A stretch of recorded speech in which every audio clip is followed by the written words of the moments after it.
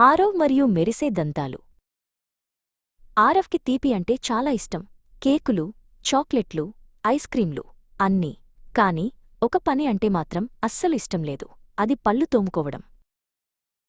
ఆరవ్, పళ్ళు తోముకోకుండా పడుకోవద్దు అని అమ్మ చెప్పింది.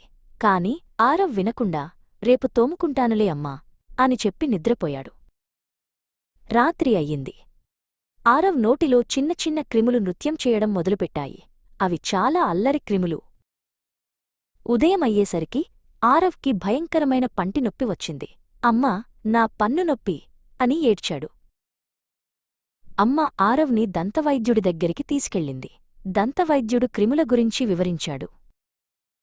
పళ్ళు తోముకోకపోతే ఈ క్రిములు పళ్లను తినేస్తాయి అని దంతవైద్యుడు పటాన్ని చూపిస్తూ చెప్పాడు.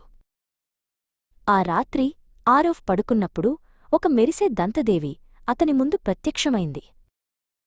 ప్రతిరోజూ పళ్ళు తోముకుంటే పళ్ళు గట్టిగా, సంతోషంగా ఉంటాయి. క్రిములు దగ్గరికి కూడా రావు అని దంతదేవి చిరునవ్వుతో చెప్పింది. ఆరవ్కి అర్థమైంది. నేను ఇకపై ప్రతిరోజూ ఉదయం, రాత్రి పళ్ళు తోముకుంటాను అని దంతదేవికి మాట ఇచ్చాడు. ఇప్పుడు ఆరవ్కి మెరిసే, ఆరోగ్యకరమైన చిరునవ్వు ఉంది.